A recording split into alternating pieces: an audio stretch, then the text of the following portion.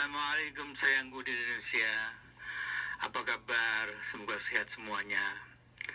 Kali ini aku kirim surat tentang kisah nyata seorang perampok yang jasadnya bercahaya. Jangan takut, saat orang saleh meninggal, jasadnya tidak akan menakutkan. Inilah suatu kisah nyata yang kualami sekian belas tahun yang lalu. Tidak perlu ditakutkan. Semoga sayangku tetap sehat, rukun, sejahtera, murah rezeki dan panjang umur di tanah air. Amin. Sayangku, sudah tidak tahan lagi aku menyimpan rahasia ini selama 14 tahun. Namanya Abdul Rashid. Nama Amerikanya dari tidak ingat lagi, lupa aku. Ia terhukum 27 tahun dalam kasus perampokan bersenjata. Ia memang muridku di pengajian penjara, tapi setelah pengajian, ia masuk ruang kerjaku dan disitulah aku menjadi murid. Hormatku kepadanya melebihi hormatku kepada Kalapas dan Komandan Keamanan Lapas. Adapun mengapa ia merampok, dapat berapa, untuk apa, dan seterusnya, tiada pernah kutanyakan. Itu kode etik yang kubuat sendiri. Sebagai imam masjid penjara yang termasuk petugas resmi, aku berhak menginterogasi dengan ribuan pertanyaan. Tapi itu tidak akan mengubah kenyataan bahwa ia divonis hakim 27 tahun penjara. Jumat siang itu, narapidana yang datang ke masjid hanya belasan orang. Menurut mazhab Syafi'i, tidak sah sholat Jumat kurang dari 40 orang. Dan menurut mazhab Hanafi, narapidana tidak perlu sholat Jumat. Jadi, ku pakai mazhab Hambali. Selesai sholat Jumat, usai sholat Jumat siang itu, di saat pengajian, Wail, seorang napi paling senior, bertanya, apakah aku pernah mengajak anak jalanan melakukan sholat? Terhenyak dengan pertanyaan tak terduga ini, dengan jujur terpaksa aku jawab, belum. Lalu dia menyambung, ini Rashid sudah mengajak dan mengajarkan salat lebih dari 9 anak jalanan. Kulihat wajah Rashid menunduk. Sepertinya ia malu amalnya ketahuan orang lain. Ya, nanti diajak ngobrol di kantor usai pengajian ini. Sekarang mari kita lanjutkan dulu kisah penghuni gua yang tidur lelap selama 309 tahun. Oke? Ujarku mengalihkan pembicaraan. Begitu masuk ruang kerjaku, Rashid belak-belakan mengapa ia sampai masuk penjara. Kemudian bertobat dan mengajar sholat para nabi junior. Tidak perlu diulang kisahnya karena ini adalah bagian dari rahasia jabatan.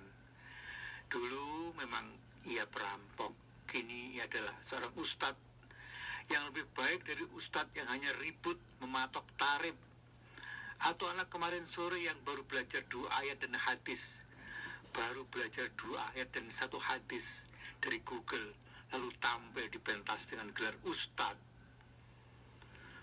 Petugas penjara memang menyebutku imam karena itulah sebutan resmi pengajar di penjara. Tapi di hadapan Rashid, aku tidak lebih dari seorang perampok. Ya, mestinya ia yang menjadi imam di penjara. Rashid yang mestinya menjadi imam di penjara. Gajiku mestinya adalah gaji Rashid yang telah mengajar sholat para nabi junior. Atas dakwah dan nasihatnya, banyak nabi yang kemudian mengikuti sholat Jumat, sehingga jumlahnya mencapai lebih dari 80. Jabatan, gaji, dan fasilitas penjara itu telah kurampok dari Rashid. Ialah yang sebenarnya berhak menjadi imam penjara, bukan aku. Sesudah ia kembali ke barat, kulihat mukaku di cermin dengan atribut imam yang ternyata kosong belaka.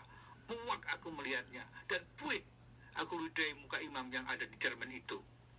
Plong, lega rasanya. Sore itu juga diumumkan bahwa apabila imam berhalangan, maka Rashid lah yang akan memimpin sholat dan memberikan pengajian. Jumat berikutnya, tatkala salju terlalu tebal dan terhalang ke penjara yang jauhnya 165 mil atau 264 km. Jadi kalau pergi pulang jumlahnya ada 528 km setiap Jumat. Ternyata tidak ada sholat Jumat saat itu. Dan ketika aku tanyakan ke petugas, dijawab bahwa menurut aturan seorang nabi tidak diizinkan memberi khutbah. Nah, kini hak Rashid berkhutbah dirampok oleh peraturan. Lalu siapa sih sebenarnya yang jadi perampok? Dengan adanya Abu Rashid, maka ada rasa tenang dan yakin di hati, sehingga berani pulang kampung menengok dirimu sayang. Ingat kan? Begitu kembali, mendadak ada telepon dari Kalapas bahwa Rashid telah berpulang tanpa ada keluhan atau sakit sebelumnya. Sebelumnya dia sehat saja dan rajin berolahraga. Segera aku urus jenazahnya, kumandikan jasadnya, dan kukuburkan selayaknya. Sebelum diberangkatkan ke makam, ku ambil foto jenazahnya sebagai persiapan apabila ada pertanyaan dari keluarganya atau Kalapas. Saat itu belum musim HP dengan kamera. Yang ada adalah kamera manual dengan film yang harus dicuci. Masih gak kuno, ya seadanya lah. Begitu dicetak, membuatku kaget. Di wajahnya ada cahaya memancar. Cahaya yang tiada terlihat saat dimandikan dan dikafani. Sayangku, lihatlah wajahnya dengan saksama. Lihat wajahnya baik-baik dan saksama, tanpa rasa takut. Pancaran cahaya ini sedemikian misterius, tapi teduh dan menggetarkan hati. Berminggu, berbulan, aku tertegun. Ku peluk, ku cium jasadnya yang dingin terlelap sebelum ku letakkan di liang lahat. Selamat jalan guruku, engkau telah mencapai husnul khotimah. Usai pemakaman dan melapor ke Kalapas, secara rutin aku ziarahi makam guruku Abdul Rashid, Ustadz Amerika yang telah membawa belasan anak jalanan ke jalan yang benar. Ihdinas siratal mustaqim. Cleveland, Stambul Post tahun 2021, Air Bahri.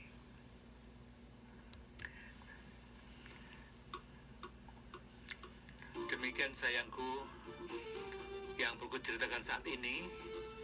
Moga-moga bermanfaat dan kita semoga segera ketemu lagi dalam kisah berikutnya.